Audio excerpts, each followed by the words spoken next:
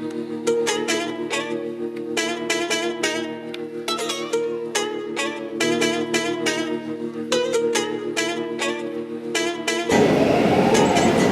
guys, hello and welcome to another video by Are We There Yet? The YouTube channel. Today we are in YongDing of Fujian Province. We are visiting the King of TuLou here in YongDing. This is one of the many TuLous in this whole southwest Fujian area. There are 46 TuLous like this that span in over 120 kilometers. Now there are other TuLous in neighboring provinces like in Guangdong, for example, but the 46 that we have here in YongDing, they're all being registered with UNESCO in 2008 as heritage sites. A TuLou is a very large fortified wall that is 3 to 5 stories high, and it's capped with clay tiles on top, with very large eaves overhanging from the top. The shape is commonly circular or rectangular. They were built for one purpose only, to defend the people who lived inside. This is why there's only one entrance and the windows are only available from the 2nd to the 5th floor. In contrast with the very simple outside, the inside is actually highly decorated, and you will find that once you go inside, they are divided vertically into different sections for different members of the family or clan. In most cases, the TuLou was the residence for a family or a clan, with each member of the clan holding 2 or 3 rooms in each one of the floors. Most housing around the world has a hierarchical structure. Basically, the bigger and the nicer they are, the higher you are in society. But the Fujian TuLous are quite special. They are communal for equals. So all the rooms are the equal size with equal materials and equal decoration. This is what actually granted their insertion into UNESCO Heritage Site in 2008. Is a very good example of communal living. Now here's a little bit of trivia for you. Mulan was said to live in a TuLou, but this is historically and geographically incorrect, since Mulan is a fictional character that's said to be lived between the 4th and the 6th century, and TuLous were only started to build around the 13th century. So there you go. The TuLous follow a close on the outside but open on the inside architectural style. The ground level, the foundation of the TuLou, is built with stones and cobbles from the rivers that have been compacted on the ground and put together with a mixture of lime, sand, and clay. Now, the height of the foundation depends on the amount of rain on the region.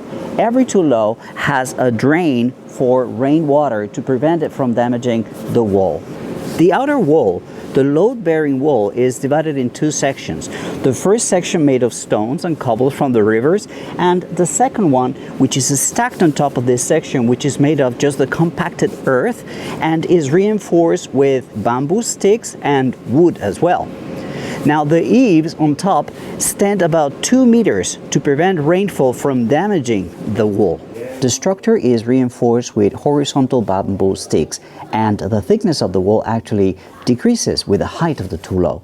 Now the bottom 2 stories of the TuLou have no windows because they were used only for storage, but the 3rd to the 5th levels are actually living quarters where people have their homes and their rooms.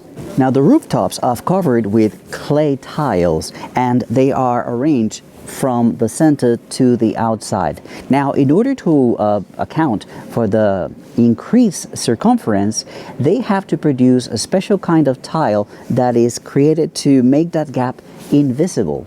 This way, they only had to make 2 types of tiles. The regular one, that they could make tons of them very quickly, and these special ones dedicated to basically covering the gaps.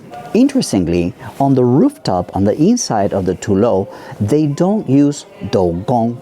Dougong is a very particular Chinese architectural style of intertwining wood in order to make a structure a lot stronger, but this is not found here in the TuLous. They build corridors from the 2nd level on, and they are basically just wooden boards that are laid on top of wooden beams. One of the ends is actually inserted into the wall, which bears the load.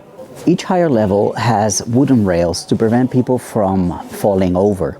Now, there are stairwells built evenly around each one of the floors, and they all go from the first level to the top level.